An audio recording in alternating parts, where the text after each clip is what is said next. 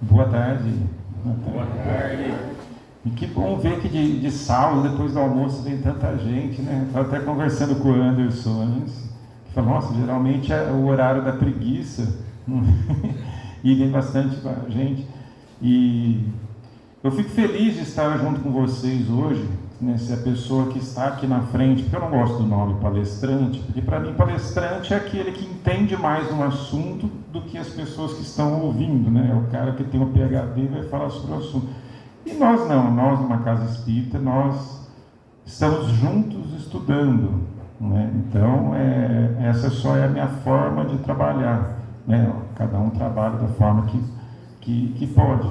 E geralmente o palestrante, quando ele vem aqui, sobre o assunto que ele fala, não significa que ele já está bom naquilo. Na verdade, os palestrantes costumam escolher assuntos que eles mesmos precisam melhorar. Então, é uma forma, né, da gente estudar, adquirir esse conhecimento e acaba se comprometendo, porque quando eu vou lá e falo para as pessoas sobre aquele assunto, defendo aquela ideia, eu acabo me comprometendo, falo, nossa, fui lá, falei isso, agora eu preciso pôr em prática, né? Agora eu preciso viver isso, porque não faz sentido nenhum ir lá defender, falar que isso, Jesus falou isso, tem que fazer, não tem, e depois no dia a dia eu não colocar em prática. Então, ajuda bastante a gente nessa evolução e aprendizado. Eu acho que eu vou sem, fica bom para todo mundo. Eu já estou acostumado, mas assim, eu acho que não é necessário. E daí não sai na gravação. É mesmo? Eu abaixo aqui para não ficar tão alto. Pode ir. Alô? Vai mais. Alô? Aí. Desculpa o pessoal aí de casa, nossa audiência de hoje.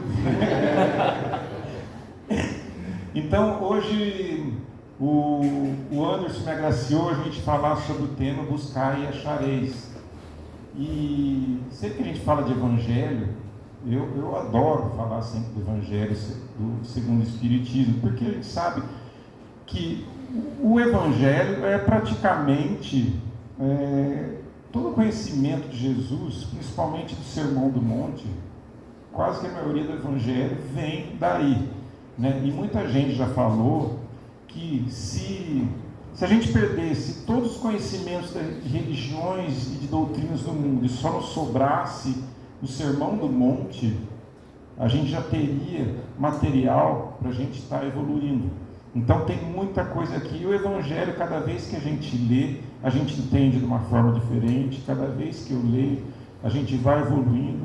Até porque a nossa fé, ela vai mudando, né? Às vezes o João de 6 meses atrás não era o mesmo João de hoje, né? Então a gente vai com o tempo, vai mudando, e cada vez que a gente vai e estuda um pedacinho daquele, abre um mundo novo. Então é tanto conhecimento, tanta informação aqui, que eu imagino Jesus, né, quando ele veio naquela época, ele sabia que ele não estava falando para aquelas pessoas.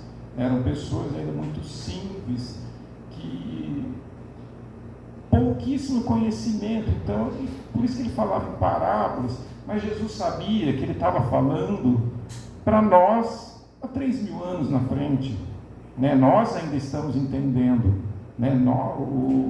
O ser humano, a nossa sociedade ainda hoje, apesar de metade do mundo se dizer cristão, mas poucos entendem no sentido de pôr em prática o que Jesus ensinou. Porque o que a gente vê muito aí são religiões de massa, em que as pessoas vão lá para adorar o mensageiro. Não temos nada contra adorar Jesus. Só que a gente não pode ignorar que o propósito do porquê que ele veio aqui foi para nos ensinar um caminho. Então, que ele praticamente disse, vocês precisam me imitar, vocês precisam colocar em prática o que eu estou falando. Não adianta vocês ficarem beijando o pé da estátua e continuar brigando com a vizinha, continuar não olhando para si mesmo, continuar não tentando evoluir.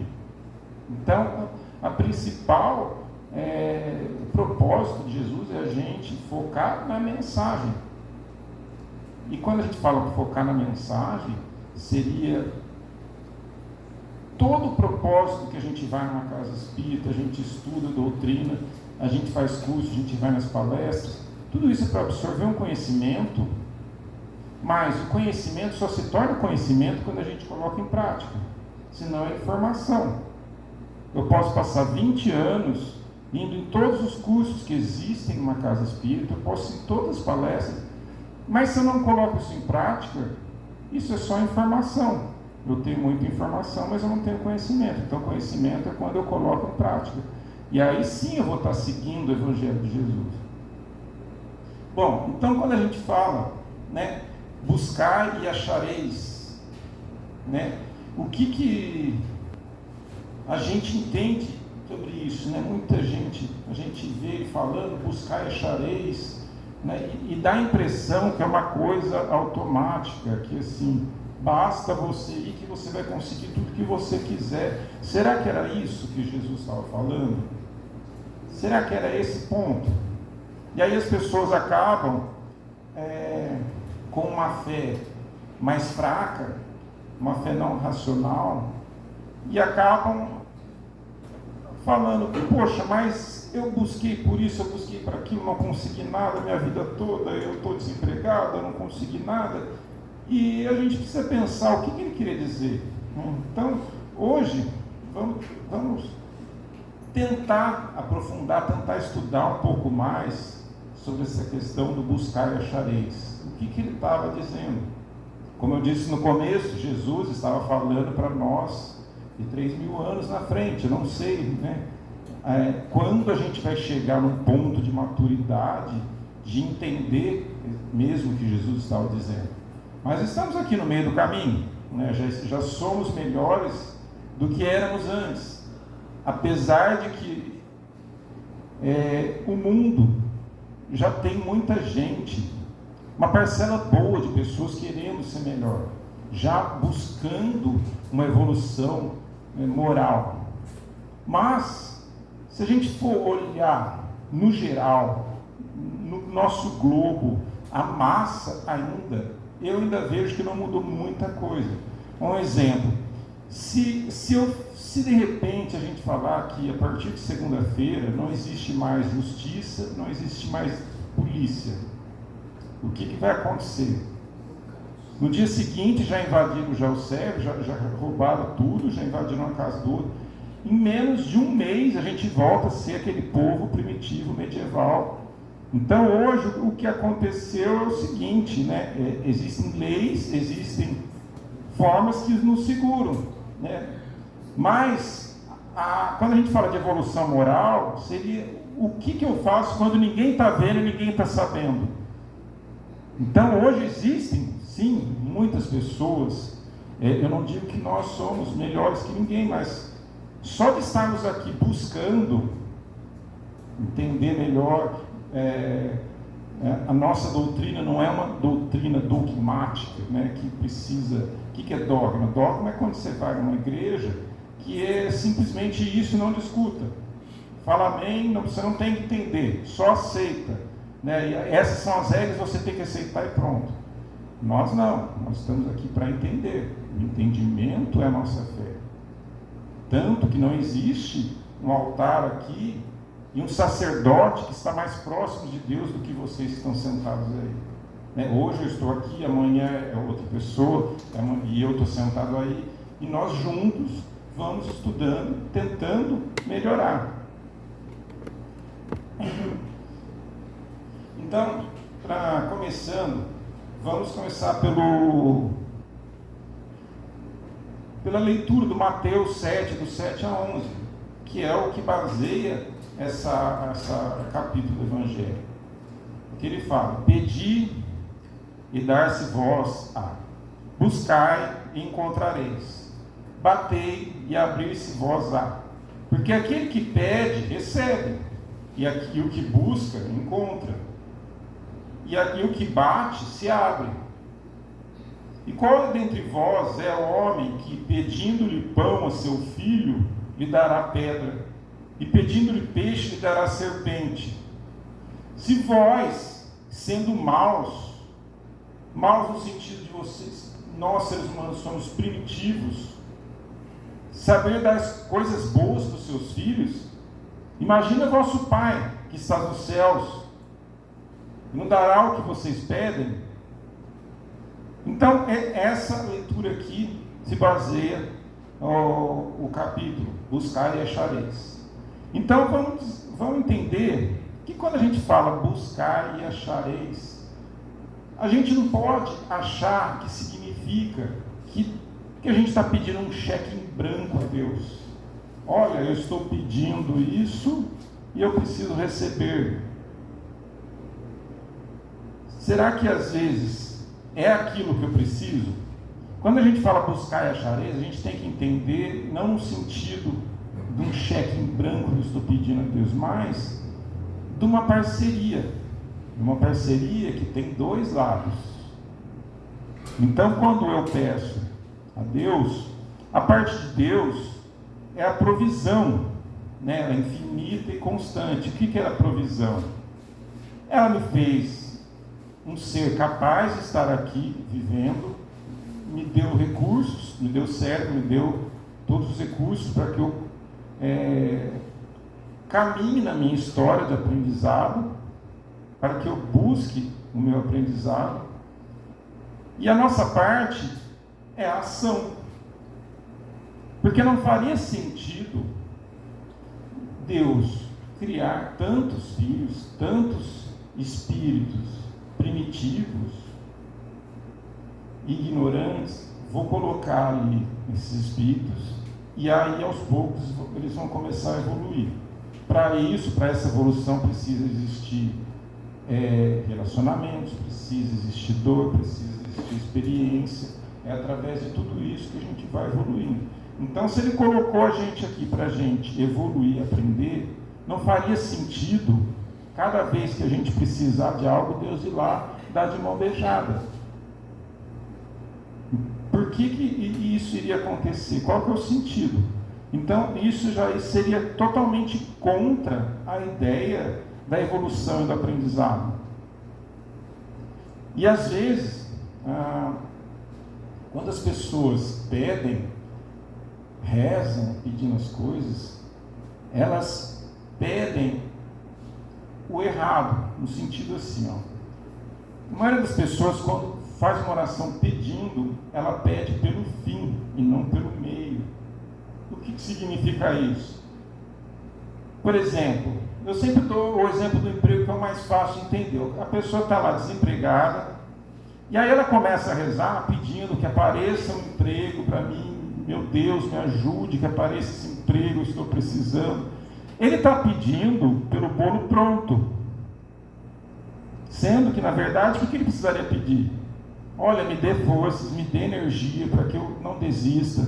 Eu preciso que a minha fé continue forte, que eu vou tentar, não vou desistir, eu vou conseguir até a hora. Então, você tem que pedir, mas pedindo uma ajuda, mas jogando a responsabilidade em você. E não pedir pelo bolo pronto. As pessoas pedem pelo bolo pronto. Que eu ganhe na cena, que as coisas aconteçam na minha vida. Peraí, as coisas não vão acontecer. É da mesma forma quando a gente vê lá alguém que compra um carro novo, né, fala, põe lá, foi Deus que me deu. Isso pode ser, por um lado, pode ser cheio de significados, né? Essa pessoa colocou aquele adesivo lá, porque assim, esse adesivo para mim tem um significado que mostra para mim o tanto que eu batalhei, o tanto que eu lutei para conseguir comprar esse carro aqui. E aí eu coloco essa responsabilidade em Deus, mas no sentido de que Ele me deu força, Ele não me deixou desistir. E ao contrário do que eu colocar aquele adesivo lá, falando foi Deus que me deu, dando a impressão, como acontece muito, né, em igreja evangélica, esses lugares, dando a impressão de que eu acordei um belo dia, estava o carro lá, né, um milagre aconteceu. Então, que sentido faria na nossa evolução se isso acontecer?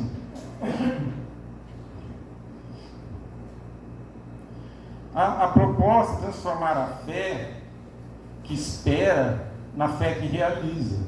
Então, tem essa grande diferença. A fé que eu vou orar num canto, ficar em casa orando, esperando algo acontecer, ou a fé que eu estou fazendo algo para que isso aconteça.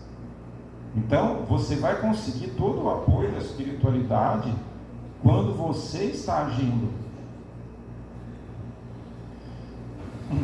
Quando a gente fala, vindo ainda desse texto, ele fala aí sobre 3 verbos, né? É uma tríade, que é o pedir, o buscar e o bater. Então, quando ele fala pedir, o que ele está falando? É no sentido de direcionar o pensamento, sintonizar o desejo. Então, quando eu peço, é aquele pedido com... Levanta a mão, que eu que autorizo, Anderson. Pode... Mas quiser pode ir, eu deixo ele no banheiro. Bom, então, retornando, vamos lá. A palavra pedir significa direcionar o pensamento, sintonizar o desejo. Então, esse pedir, ele tem que estar muito ligado a algo que vem lá de dentro, que é um objetivo, um propósito que realmente eu quero. Aquilo tem sentimento, aquilo tem uma vontade lá. Não é simplesmente, olha, eu gostaria de pedir que amanhã não chovesse, porque amanhã eu gostaria de passear no lago.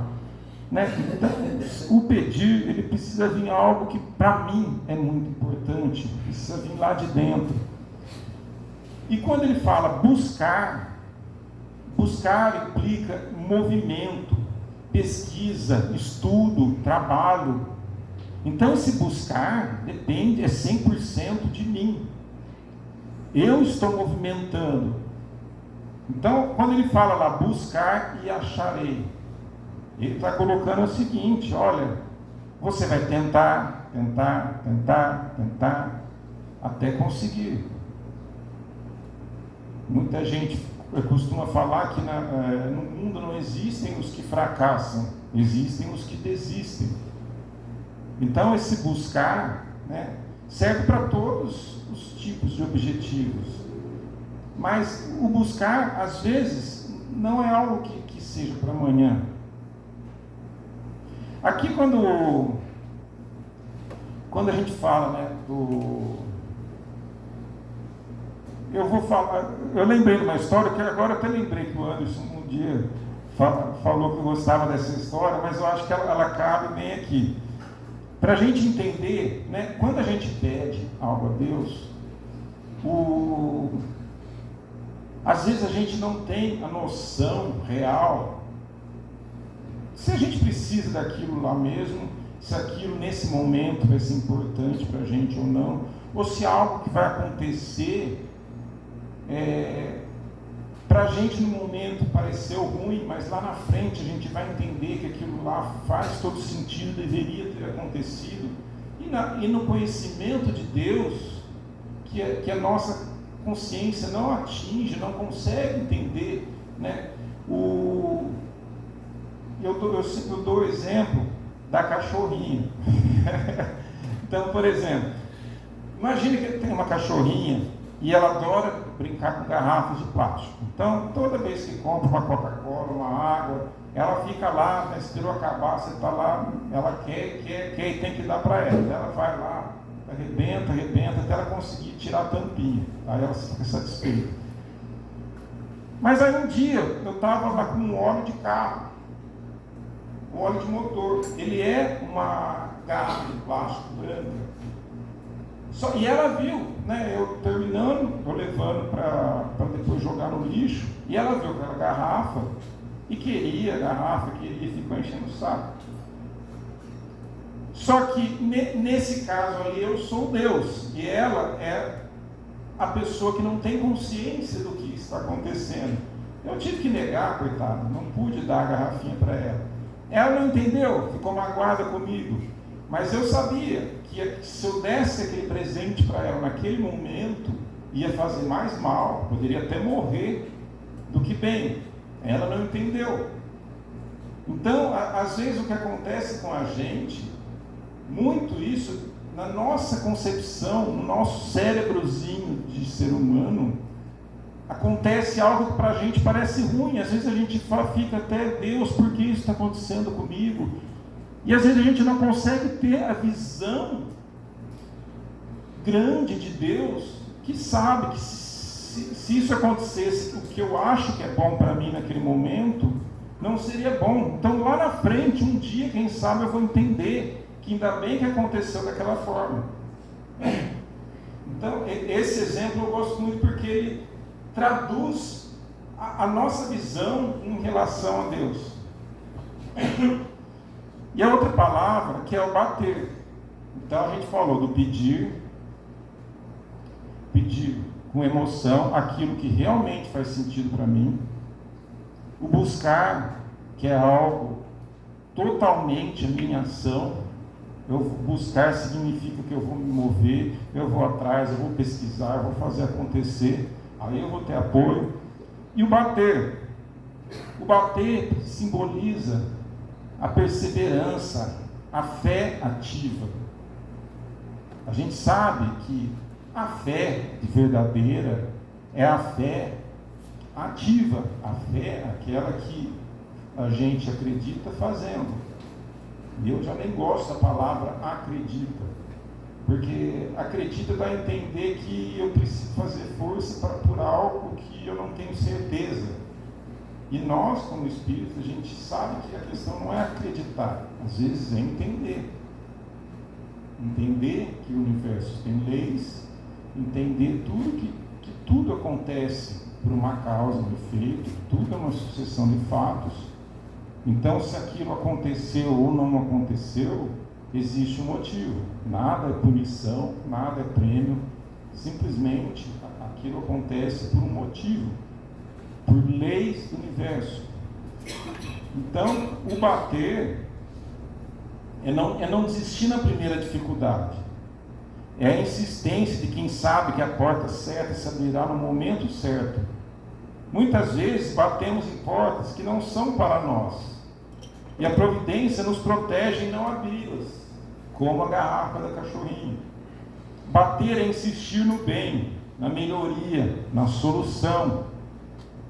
Inclusive, para minha reforma íntima. Depois tem o trecho que ele fala: ajuda-te, que o céu te ajudará. Aqui, então, eu até peguei um trecho aqui, que aí está falando da lei do trabalho e do mérito.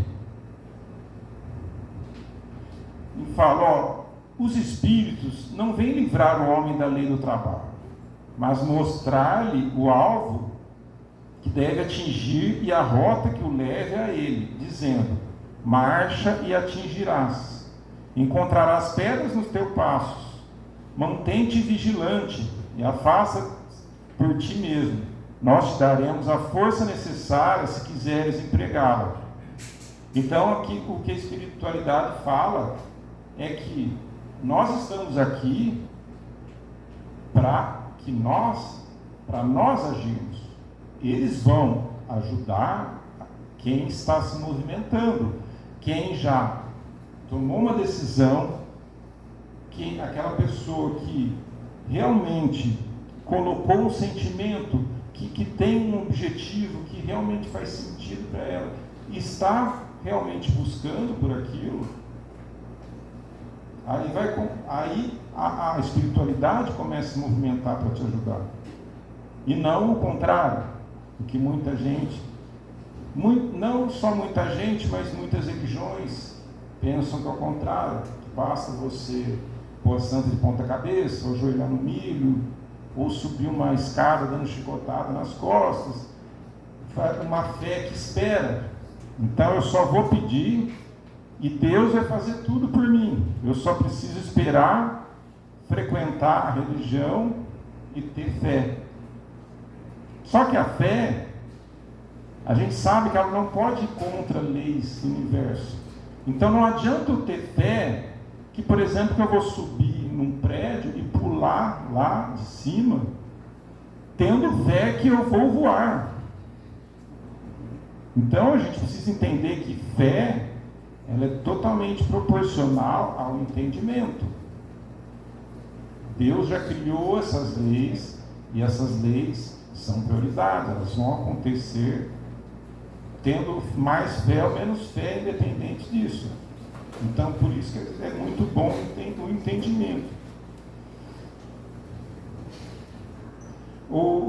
É um princípio fundamental.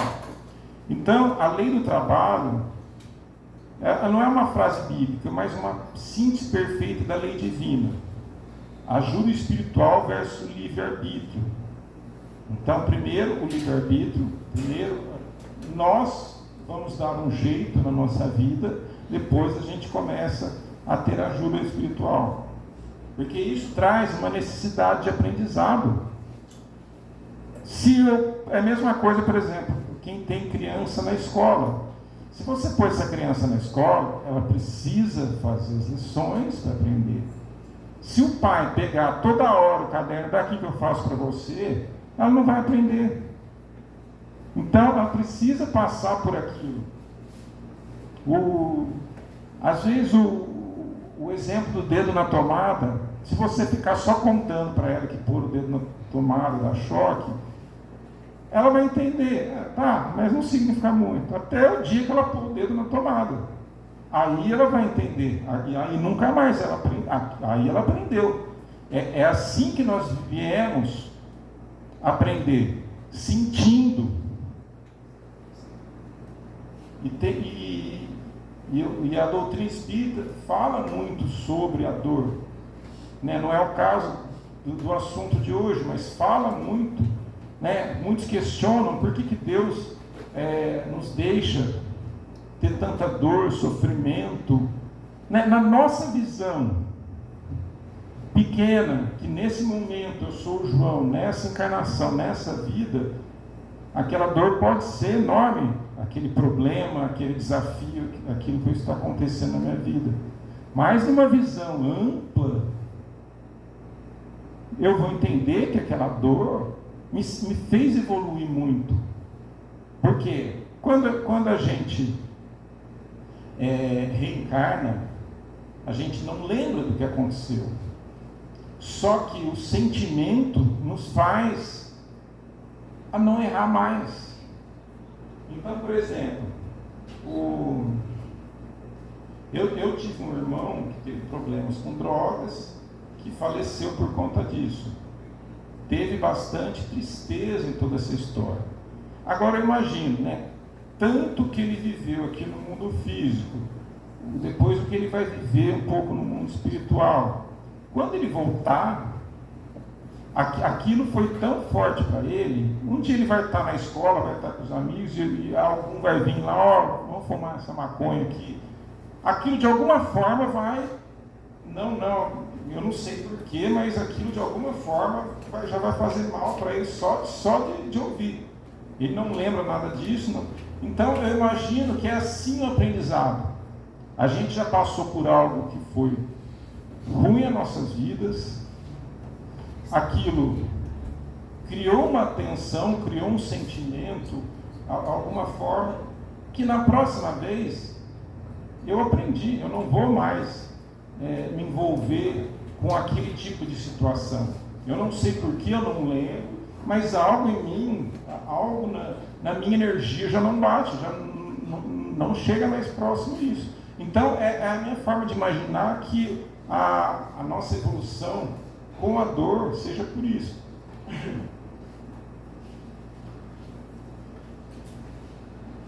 Aqui, o auxílio, ele vem na forma de inspiração, força, intuição e oportunidades que surgem a partir do esforço inicial. Então, quando a gente pede por ajuda, muita gente, né, sempre falava do milagre, né, de que algo vai acontecer. Só que às vezes a ajuda, ela é sutil. Deus está nos ajudando, mas a gente que precisa ver. Então tem duas histórias aqui. Uma eu acho que é muito conhecida das pessoas, que é o cara, ele ele tinha um barco, né? E o barco naufragou. E aí ele ficou lá pendurado na boia no mar, falando: não, Deus, eu confio que Deus vai me ajudar, que Deus vai me salvar, eu acredito. Aí passou um barco, uns pescadores: olha, vamos que a gente te ajuda, sobe aqui. Não, eu confio em Deus, Deus vai me ajudar, pode ir, eu tenho fé. Aí depois passou uns marinheiros: olha, vem, sobe aqui que a gente te ajuda. Não, eu confio em Deus, Deus vai me ajudar. Aí passou o terceiro barco: não, também não. E aí ele morreu. Aí quando ele chegou no mundo espiritual, ele encontrou lá com o seu mentor e falou: mas por que Deus me abandonou? Por que Deus não me ajudou? Ele falou: como assim? Deus mandou 3 barcos para te salvar e você não quis nenhum. Então às vezes a gente acha que vai ser um milagre absurdo, e às vezes a ajuda é sutil, às vezes está do nosso lado, como por exemplo a parábola do homem sedento, que ele estava andando no deserto, caiu no deserto e morrendo de sede e pediu, né, olha, me ajuda Deus, e ficou lá deitado esperando. Aí o Espírito chegou para ele e falou: mas deixa de ser preguiçoso, você está esperando que Deus jogue água na sua boca? Levanta e se esforça, ó, depois daquelas árvores ali tem um rio ali atrás, vai lá e se esforça e ajuda a te ajudar. Então, quando a gente fala, né, de buscar e achareis, é uma parceria que tem 2 lados, e principalmente o nosso lado, que estamos aqui no mundo físico. Essas parábolas, por exemplo, ela critica a fé passiva. Essa fé de que, olha, eu só preciso acreditar e esperar. A ajuda divina, ela já existe. O ponto mais importante da parábola é que a ajuda de Deus já estava lá. Mas a gente quer o bolo pronto. As ferramentas a gente já tem, que são nosso cérebro, nossas pernas, olhos, tudo isso. Então a gente tem que usar nossos recursos para resolver nossos problemas. Não basta me trancar, fazer que nem o tal do monge que se isola na montanha e fica lá meditando a vida toda. Esse não vai evoluir nada, porque para evoluir a gente precisa passar pelos problemas, a gente precisa se relacionar com as outras pessoas. Ficar sozinho na montanha lá é uma beleza. Não é qualquer um é evoluído, não briga com ninguém, não tem problema. A oração é sempre o ponto de partida. Então, a nossa conexão principal com Deus, com a espiritualidade, com nós mesmos, é a oração, é a ferramenta. Até Jesus orava. Jesus, quando ele ia curar alguém, ele orava. Até na cruz Jesus orou. Então ele sempre usava da oração porque a oração, primeiro, que ela eleva a nossa vibração, a nossa frequência. Então quando a gente entra em oração, a gente realmente está se elevando. Porque, por exemplo, se eu estou triste, eu estou bravo, eu estou com raiva, eu estou numa frequência muito baixa. E essa frequência me abre janelas e portas para tudo que está naquela frequência. Então, dificilmente eu vou entrar na frequência superior. E a oração me ajuda a isso. Eu preciso, primeiro, uma regra de Jesus: primeiro perdoa se você tem problema com alguém. Não adianta também ir lá eu orar se você não perdoou o seu irmão, se você está em conflito com alguém. Porque você não vai conseguir elevar essa frequência enquanto você tiver uma mágoa, você tiver um problema com alguém. Um exemplo desse, tem uma história do Chico Xavier, que essa história eu ouvi esses dias numa palestra do Everaldo. Ele Ele trabalhava, né, o Chico Xavier é impressionante, porque ele trabalhava como funcionário público, depois chegava lá, tinha um monte de gente que ia atender. Às vezes ele dormia lá 3 horas por noite, já tinha gente. E ele tinha uma época, ele tinha uma cachorrinha, acho que mais de idade, e essa cachorrinha estava doente. E ele ainda tinha que arrumar tempo para cuidar da cachorrinha. E um dia uma vizinha dele lá ficou com dó, falou, mas o Chico, olha só, ele faz tudo isso, ele não descansa, não dorme. E ela foi lá e matou a cachorrinha dele. Eu não sei como. Deu veneno. Foi com veneno, né? E aí ele chegou, descobriu e ficou muito triste. E aquela mágoa ficou nele. Ele não conseguiu, ele seguiu a vida, ele cumprimentava ela, mas aquilo, sabe, ela matou minha cachorra, aquilo ficou mal. E um dia, Emmanuel chamou ele e falou, Chico, assim não dá. Você está complicando o nosso trabalho. Se você não se livrar dessa mágoa logo, a gente vai ter que te abandonar e vamos procurar outro. Porque você está fechando as portas, a sua frequência está caindo. Ele, mas como assim? Não, pelo amor de Deus. E o que eu faço? E aí o Emmanuel falou para ele, olha, é uma receita de Cristo. Você vai lá e faz o seguinte, você descobre o que ela mais gostaria, o que ela mais quer na vida, e dá de presente para ela. Ele falou, mas como assim? Ele matou meu cachorro, ainda vou dar um presente para ela. Chico, é uma receita de Jesus, faça isso. Ele tá bom, foi lá e descobriu que ela queria. O sonho dela era ter uma máquina de costura. Aí ele foi lá, parcelou em 1000 vezes, né? Acho que até as próximas reencarnações ele ainda vai pagar essa máquina de costura. E pegou e deu essa máquina de costura para ela. Né? Bateu lá e entregou para ela. Dizem que a hora que ela recebeu, veio uma luz de energia boa que saiu do peito dela, foi direto do peito dele, que descarregou na hora aquela nuvem preta que estava nele. E ele sentiu, sabe, como se tivesse tirado um peso das costas. Então, fez ao contrário, né? Em vez de ficar com raiva, com vingar, não, vai lá, escolhe essa pessoa e faz o melhor bem que você puder. Aquilo deixou ele tão leve, que ficou amigo dela. Então, foi uma fórmula.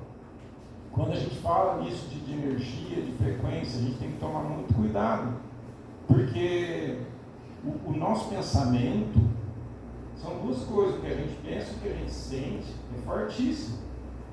Então, às vezes, a gente tem que vigiar muito isso, porque não adianta, olha, eu frequento, eu ajudo na caridade, eu faço isso, faço aquilo, mas aqui dentro está aquela manchinha escura aí.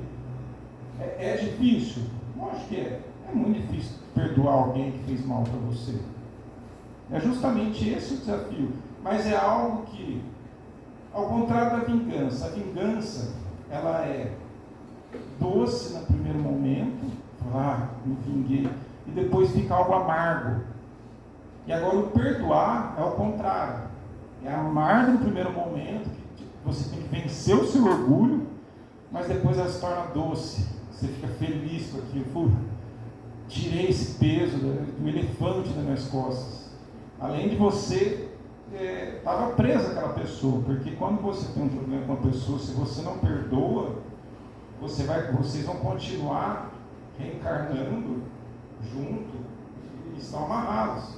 Então, se você odeia uma pessoa, perdoa, porque senão você vai estar sempre com ela. Você é a pessoa que mais vai estar. Também fala sobre a natureza do pedido. Né? Às vezes as pessoas muito buscam por bens materiais. Então vão lá, quando pedem, olha, ajoelha aí, quer resolver uma situação material. Né? Não é proibido. Só que, por exemplo, você pedir auxílio para as necessidades da sua vida material, saúde, trabalho, tudo bem. Só que a concessão desses pedidos está subordinada à sabedoria divina. O que pedimos pode não ser o melhor para o nosso progresso espiritual. Então aí entra de novo naquele exemplo da cachorrinha da garrafinha de óleo. Às vezes eu acho que eu estou pedindo isso, que isso vai ser melhor para mim se eu for promovido ou se acontecer algo voltado ao lado material. Só que isso, quando a gente fala de material, né, não existe felicidade. A gente confunde.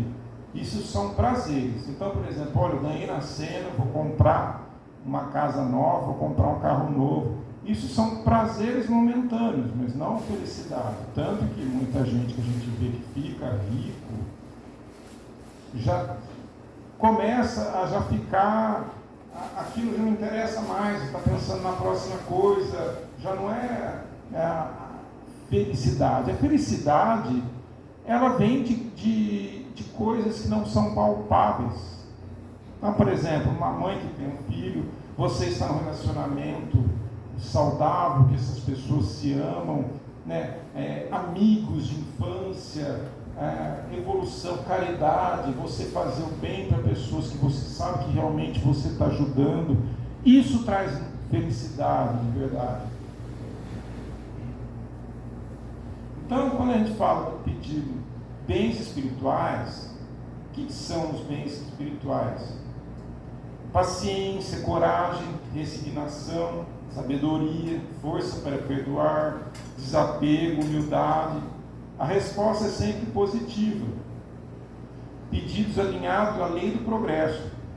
Ao pedir para ser uma pessoa melhor, já estamos iniciando o movimento de buscar. Então, qual que é o nosso único propósito aqui?